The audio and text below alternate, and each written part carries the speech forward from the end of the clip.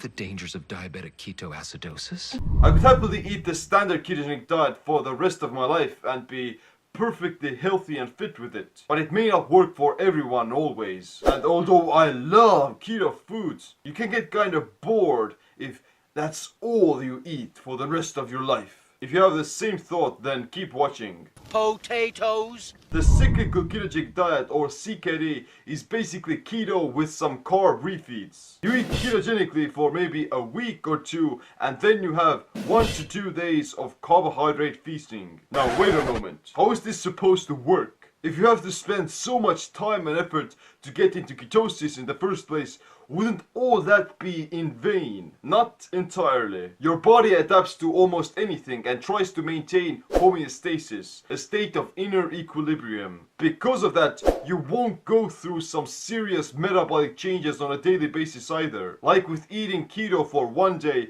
won't put you into ketosis, you won't get kicked completely out of it either by overeating some carbs in one occasion. If you do CKD right, then chances are you'll be in ketosis 90% of the time, be burning sugar for the rest, and re-establish your ketogenic pathways by the next day. By the least, you'll get back into it within the next 2 to 3 days. Few good taters.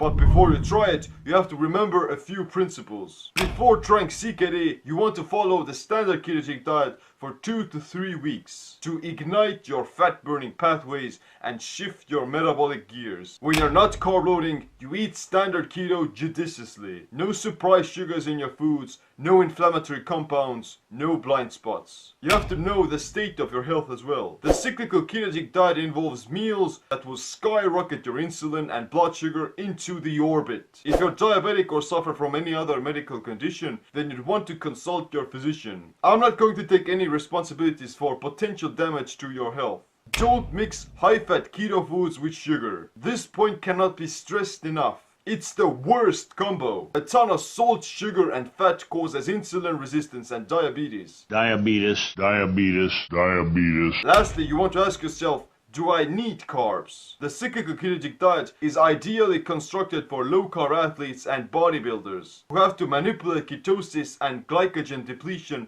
to increase their performance. Carb cycling may have unwanted side effects for sedentary people who don't train as hard, because you may still feel like shit when you get kicked out. While average Joe who exercises 3 times per week and sits in an office most of the day gets fat by just looking at 500 grams of carbs, Champ here, who trains diligently for 2 hours 6 times per week, can eat over 1000 grams of carbs in conjunction with 6000 calories while still looking ripped the next morning. Fettuccine Alfredo.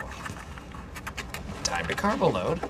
The standard cyclical ketogenic diet, CKD, prescribes you to have 2 days of carb loading. The reason being, your body can store only a certain amount of carbohydrates as glycogen at once. But there's a caveat to this. Research done by Wilson, Lowry, and the et al. Crew in Orlando, Florida, has shown that subjects who followed the CKD protocol didn't improve their strength and actually lost their muscle mass. Whereas those who stayed SKD the entire time got stronger and more built. I haven't had a carb since 2004. Check these out. See these? See these boys? This is what I live with.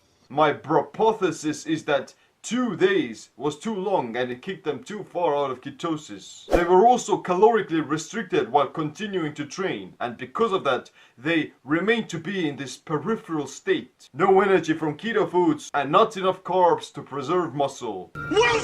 Because of that, I would suggest that only 1 day of carb loading would solve most of those issues. You may not be able to top off your glycogen 100%, but you gain at least 80% of the results. How often should you have these carb refeeds? That would depend on your goals and the physiological conditions of your body, e.g. how often do you train, at what intensities, how much muscle mass you have, how little body fat, and so on. And also what's your carbohydrate tolerance. In general, you would want to have 5 days minimum between your refeeds. A lot of people like to eat keto during the week and then feast on the weekends. You have to find what suits you. Everything here has to be taken with a grain of salt.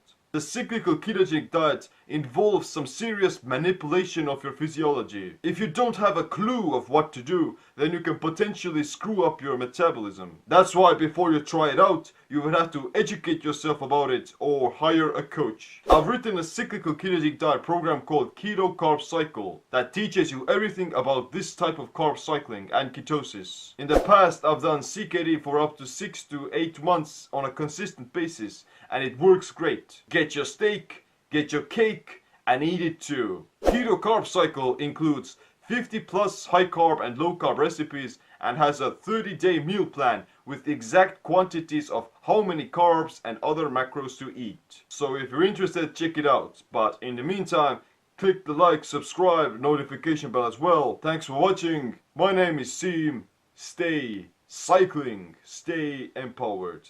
Boil 'em, mash 'em, stick 'em in a stew. Boil 'em, mash 'em, stick 'em in a stew.